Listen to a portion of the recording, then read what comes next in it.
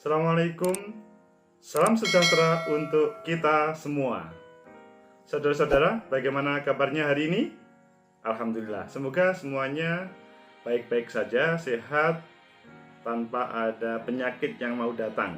Meskipun suasananya, ya, kita perkuliahan dari jarak jauh. Kemarin pada pertemuan pertama, kita membahas tentang ilmu hukum. Kita bedakan dengan sosiologi hukum. Jadi sosiologi hukum itu adalah pertemuan ilmu hukum dan sosiologi. Dan kita juga membahas apa yang mendasarinya, bagaimana paradigmanya. Pada saat ini kita membahas tentang aliran-aliran dalam hukum, aliran-aliran pemikiran yang mempengaruhi terhadap kehadiran sosiologi hukum. Ini pasti menarik karena mempertemukan para filosof yang menghadirkan ilmu hukum dengan para ahli atau filosof juga, kalau bisa dikatakan begitu, yang menghadirkan sosiologi yang selanjutnya mereka juga masuk ke wilayah hukum. Filsafat hukum merupakan dasar dari semuanya tadi. Filsafat hukum sebagai bagian disiplin hukum berusaha untuk menghayati arti dan hakikat hukum. Sosiologi atau sosiolog sulit menerima cara menjawab filsafat hukum sebab seharusnya menerapkan teknik analisa yang empiris. Filsafat itu selalu paradigmanya hukum itu seharusnya. Bagi yang empiris atau sosiologi sulit menerima sebab fakta sosial tidak bisa dipisahkan dengan seharusnya yang terjadi. Disinilah sebetulnya titik pangkal yang berbeda antara ilmu hukum dan sosiologi. Hukum itu yang seharusnya, sosiologi itu adalah ya bagaimana tentang fakta sosialnya. Tapi pada kesempatan ini kita menjadikan satu kedua ilmu tadi. Dalam sudut sejarah, sosiologi hukum pertama kali dipergunakan seorang ahli Itali, Anzilotti, pada 1882 Masehi. Sudah lama. Jadi sebelum Indonesia merdeka tentunya. Sebelum kita belajar tentang hukum, maksudnya para founding fathers Indonesia. Sosiologi hukum hakikatnya lahir dari pemikiran ahli pemikir filsafat hukum atau ilmu hukum maupun sosiologi.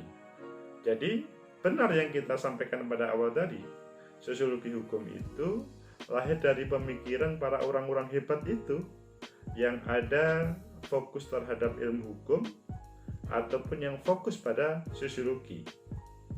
Hasil pemikiran terbagi dua, yaitu filsafat hukum dan ilmu hukum pada bagian pertama, dan kedua tentang sosiologi. Jadi tema besarnya adalah hukum, tapi berdasarkan ini maka terpisahkan menjadi dua kelompok. Filsafat hukum dan ilmu hukum berdiri sendiri, sosiologi berdiri sendiri. Ketika kita ngomong founding atau awal para filosof berbicara hukum, hasil pemikiran filosof hukum yaitu faktor penyebab ahli hukum menerjunkan filosof hukum, yaitu timbulnya kebimbangan akan kebenaran dan keadilan dari hukum yang berlaku. Kebimbangan akan kebenaran dan keadilan. Karena memang antara ilmu hukum dan sosiologi itu sama, yaitu ingin menghadirkan sebuah kebenaran, keadilan untuk manusia. Tetapi berangkat dari kedua hal tersebut, ini kok berbeda.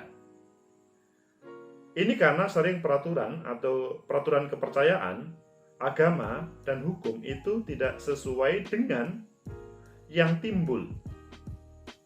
Saat ini pun juga begitu, tidak hanya pada saat para filosof ini, pada saat ini pun kita terkadang kok bisa ya antara apa yang terjadi di lapangan, sebuah kasus hukum, dengan sebuah aturan, itu kok berbeda. Setiap pemikiran sistematis terhadap disiplin hukum berhubungan dengan filsafat, karena memang ya semua mendasarkan pada filsafat, hal yang paling dasar. Untuk mencari titik temu, kita kembalikan yang paling dasar ke filsafat itu.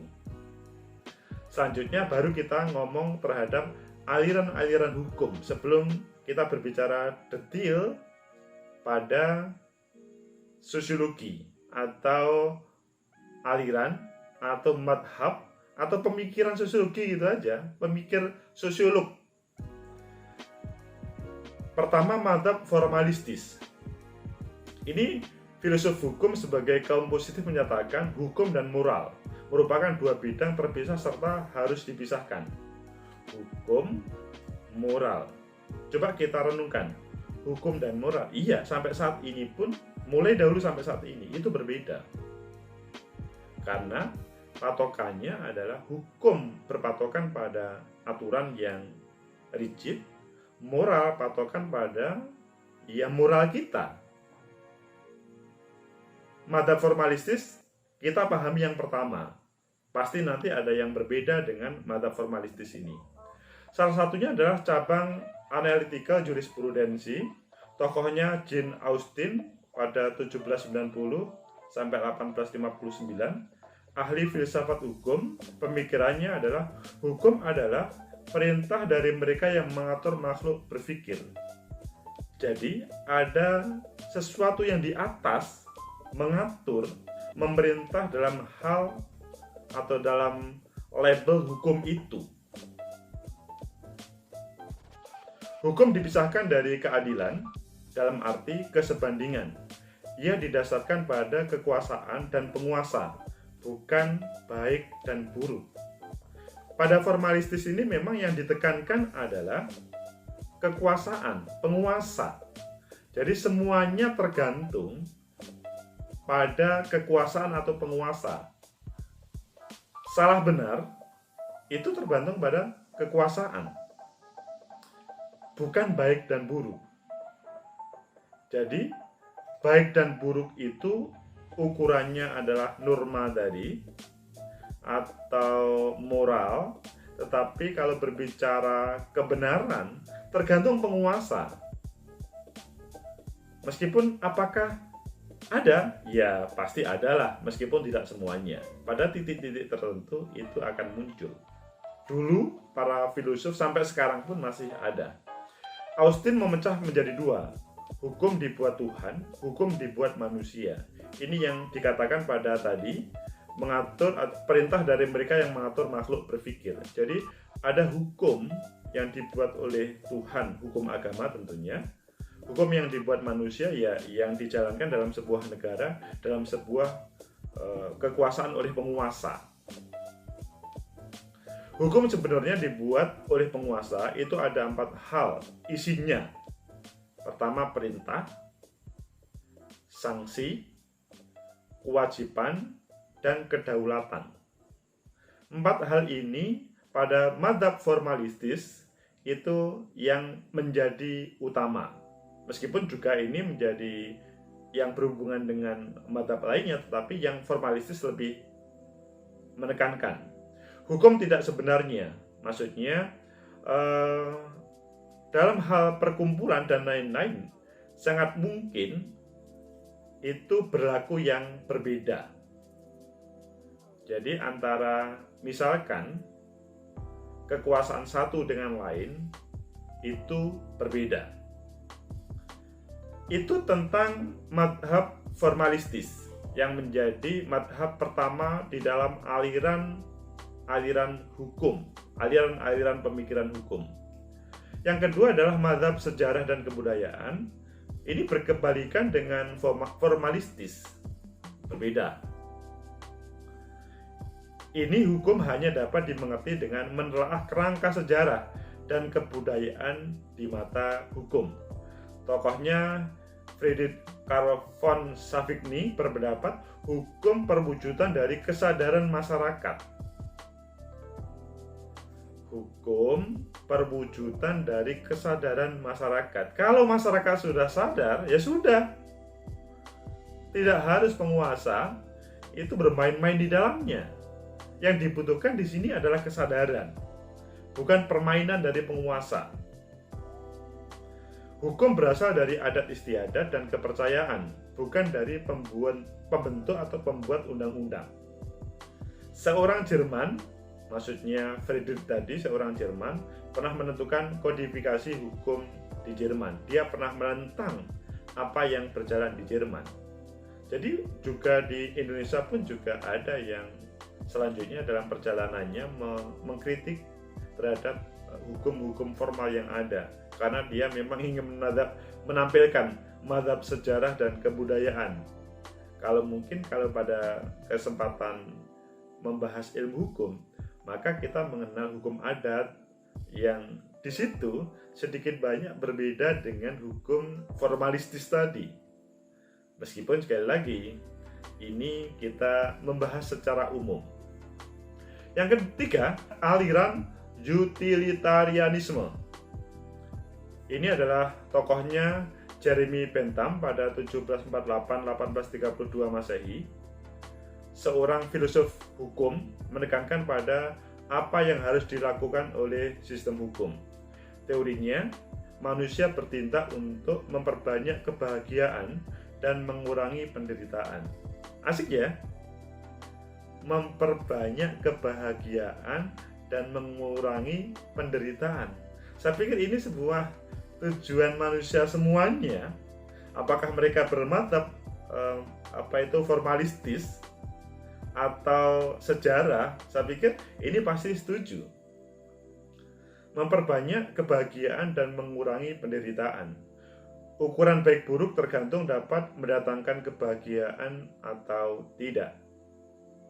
Setiap kejahatan harus disertai hukuman-hukuman yang sesuai dengan kejahatan tersebut, dan penderitaan yang dijatuhkan tidak lebih untuk mencegah terjadinya. Jadi, ada punishment yang digunakan sebagai hukuman bagi pelaku kejahatan. Tapi perlu digarisbawahi, semua itu digunakan sebagai alat pencegahan, bukan untuk menghukum yang sebenarnya. Yang keempat adalah aliran sociological jurisprudensi. Tokohnya Eugen Ehrlich, 1826-1922 Masehi. Dia adalah pelopor dari mazhab ini. Karyanya fundamental adalah Principle of the Sociological of Law. Kalau ini jelas pada abad 18 sudah muncul prinsip dasar-dasar sosiologi hukum. Hukum positif akan efektif jika selaras dengan hukum yang hidup dalam masyarakat dan kebudayaan. Hukum positif, kita berpikir ini aturan negara, taruhlah begitu, akan efektif jika selaras dengan hukum yang hidup dalam masyarakat, selaras dengan hukum adat dan kebudayaan. Karena sementara ini kalau kita berbicara, taruhlah kita di Indonesia, itu hukum positif dengan hukum adat itu ya sedikit banyak ada perbedaan, meskipun mereka bisa berjalan semuanya. Ia berguna sebagai bantuan lebih memahami hukum dalam konteks sosial. Jadi, ini relatif untuk guidance. Yang kelima adalah aliran realisme hukum. Diprakarsai Karl Lewin pada 1893-1962 Masehi. Ada juga Jerome Frank, Justice Oliver, Wendell Holmes. Mereka semua adalah orang-orang Amerika. Jadi intinya mereka orang Amerika pada abad 18. Hakim tidak hanya menemukan hukum tetapi lebih membentuk hukum. Jadi aliran realisme hukum ini sangat berpatok pada keberadaan hakim. Tahu hakim kan? Ya, hakim adalah orang yang menjadi rujukan dalam memutuskan perkara. Kalau ada yang berperkara, maka hakim akan menjadi orang yang memutuskan apakah perkara itu salah atau benar. Sehingga di sini dalam aliran realisme hukum, hakim tidak hanya menemukan hukum, tetapi lebih membentuk hukum. Jadi bukan seperti pada formalistis tadi, semua tergantung pada penguasa. Bukan seperti pada sejarah, tergantung pada adat dan selanjutnya. Tapi di sini sangat tergantung pada hakim. Hakim selalu harus memilih. Dia menentukan prinsip-prinsip yang dipakai. Kalau kita melihat misalkan di tayangan televisi ataupun media, maka online pada waktu sidang live itu kita itu kan melihat luar biasa perkembangannya, perjalanannya. Dan hakim di situ kan antara apakah dia akan menentukan A atau B adalah hal yang sangat menentukan terhadap orang yang berperkara. Bisa dia dihukum berat, bisa ringan, bisa bebas. Nah, di sini di aliran realisme hukum ini semuanya sangat tergantung pada hakim. Ini mengembangkan pokok-pokok pikiran berguna penelitian bersifat interdisipliner. Interdisipliner itu berbicara terkait dengan banyak keilmuan, tidak hanya ilmu hukum, tidak hanya sosiologi, tapi semua hal keilmuan yang berhubungan dengan keadilan kebenaran, khususnya terkait dengan kasus hukum, maka dihubungkan di situ. Itulah 5 aliran madhab hukum yang menjadi referensi kita berbicara sosiologi hukum. Supaya lebih sempurna, maka kita berbicara tentang sosiologi itu sendiri yang membicarakan tentang hukum. Jadi pertama, kita berbicara Émile Durkheim, tokohnya. Pada 1858-1917 Masehi, dia adalah berkebangsaan Prancis. Dia mengatakan, hukum dirumuskan sebagai kaidah yang bersanksi. Berat ringannya tergantung sifat pelanggaran, anggapan-anggapan serta keyakinan-keyakinan masyarakat tentang baik buruknya suatu tindakan dan peranan sanksi-sanksi tersebut dalam masyarakat. Jadi, ini kata bahasa Durkheim dirumuskan sebagai kaidah yang bersanksi. 2 kaidah hukumnya Durkheim itu represif dan restitutif. Represif itu adalah kaidah hukum yang sanksi-sanksinya mendatangkan penderitaan bagi pelanggar hukum. Dia akan kehilangan hari depan, kehilangan kehormatan, terampas kemerdekaannya, dan kenikmatan hidupnya. Ini kalau dalam bahasa kita, ini masuk wilayah pidana. Represif adalah masuk wilayah pidana. Jadi, kalau berbicara represif, dalam bahasanya Émile Durkheim, maka dia akan mendapatkan sanksi yang memberatkan semuanya. Tapi yang kedua, dalam bahasanya Durkheim juga, ada restitutif yang berbeda. Tujuan kaidah hukum mengembalikan kaidah pada situasi semula, pemulihan keadaan, mencakup hukum perdata, hukum datang, hukum dagang, hukum acara perdata maksudnya, hukum administrasi, hukum tata negara. Jadi kalau restitutif ini sebagai pemulihan keadaan, berbeda dengan represif yang awal tadi, yang dia menghukum. Durkheim juga menampilkan mechanical solidarity dan organic solidarity. Solidaritas mekanik kalau dalam bahasa kita, kemudian solidaritas organik. Solidaritas mekanik dalam pemahaman hukumnya Durkheim, seseorang warga masyarakat secara langsung terikat kepada masyarakat pada kesatuan kolektif. Ada kepercayaan dan perasaan yang sama di antara orang-orang yang ada dalam komunitas atau negara tersebut. Biasanya ini adalah pada masyarakat yang sederhana dan homogen. Berbeda dengan solidaritas organik, seorang warga masyarakat itu tergantung kepada masyarakat yang lain. Mereka merupakan suatu sistem yang terdiri dari bermacam-macam fungsi yang merupakan hubungan-hubungan yang tetap. Sebetulnya satu gabungan tetapi dilihat dari sudut yang berbeda. Pelanggaran dan kejahatan dianggap sebagai tindakan yang mencemarkan keyakinan bersama. Jadi kalau berbicara solidaritas organik ini, di situ sudah ada semacam kesepakatan terkait dengan sebuah aturan, dan kalau dia melanggar maka sebuah pencemaran, dan di situ adalah proses hukumnya. Intinya sebetulnya Durkheim ini ingin menghubungkan antara hukum dengan struktur sosial. Keberadaan solidaritas mekanik dan solidaritas organik itu digunakan untuk menghubungkan hukum dengan struktur sosial yang ada di masyarakat. Karena pada prinsipnya bahasa Durkheim itu antara hukum dengan masyarakat itu kan merupakan satu kesatuan, tidak bisa dipisahkan. Ya, ada masyarakat juga pasti ada hukum, tetapi di situ selanjutnya ada restitutif sama represif. Ada juga solidaritas mekanik, ada solidaritas organik, yang di situ sebetulnya Durkheim membedakan antara pemahaman pada wilayah yang berbeda terkait dengan pelaksanaan hukum itu sendiri, menghubungkan hukum dengan struktur sosial.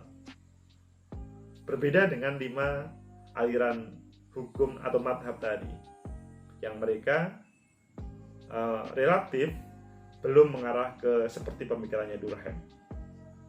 Max Weber 1864-1920 Masehi, dia mempunyai buku yang luar biasa, Ristoff and Kesselkaff, pada bab 7 membahas tentang sosiologi hukum. Acaranya ditelaah dari hukum Romawi, Jerman, Prancis, Anglo-Saxon, Yahudi, Islam, Hindu, dan hukum adat Polinesia. Luar biasa. Tidak hanya pada patokan di mana dia hidup, Weber. Metode logical formalism dikembangkan dari peradaban barat. Hukum adalah alat pemaksa menentukan bagi adanya hukum. Hukum adalah alat pemaksa menentukan bagi adanya hukum. Dia tidak berbentuk badan peradilan, cukup keluarga, klan. Sederhana ya, Weber.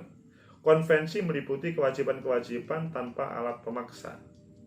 Berbeda dengan pemikirannya Durkheim tadi. Tapi coba kita ikuti lagi. Harus dibedakan antara kebiasaan usage, merupakan kemungkinan adanya uniformitas dalam satu orientasi aksi sosial. Sedangkan custom, adat istiadat, terjadi suatu perbuatan telah menjadi kebiasaan. Kebiasaan dengan adat istiadat. Intinya, tanpa ada sebuah aturan yang rigid, kata Weber. Weber membedakan antara hukum positif dan hukum alam. Apabila seseorang berpegang pada definisi sosiologi sebagai suatu ilmu yang menelaah fakta sosial, maka perhatiannya terpusat pada hukum positif. Ini kata Weber. Jika tidak bisa melepaskan diri dari kenyataan bahwa hukum alam dapat memberi petunjuk pada latar belakang tingkah laku manusia. Weber juga membedakan hukum subjektif, objektif, hukum formal, dan hukum material. Subjektif, objektif, formal, material. Kalau formal itu, ya, Weber berhubungan atau menjelaskan terkait dengan formal itu hukum-hukum yang berhubungan dengan regulasi yang ada. Semua terkait dengan apa yang ada dalam regulasi atau konstitusi atau aturan yang tertulis. Adapun material itu sangat tergantung pada proses hukum. Ini kalau berbicara proses hukum ya, material itu sangat tergantung pada suasana yang ada.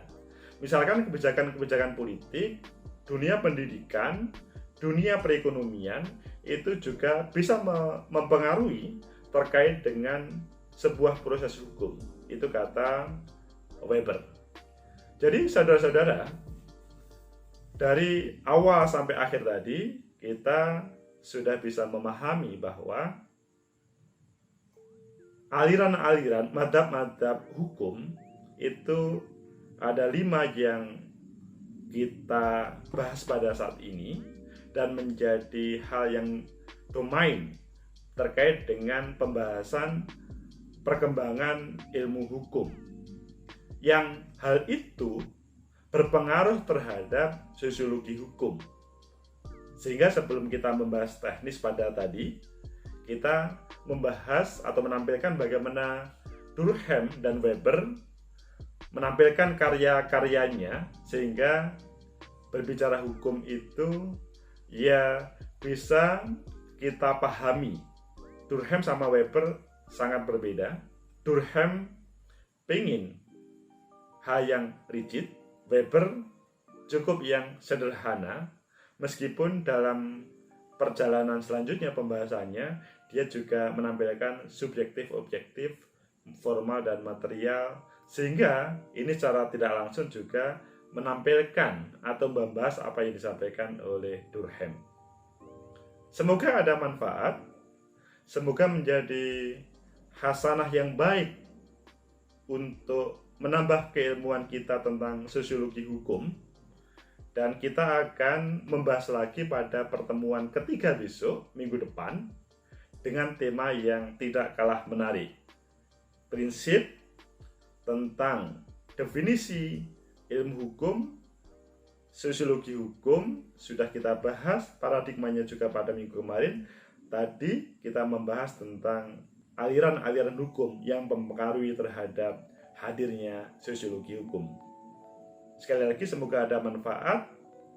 Ketemu minggu depan. Assalamualaikum warahmatullahi wabarakatuh. Sampai jumpa.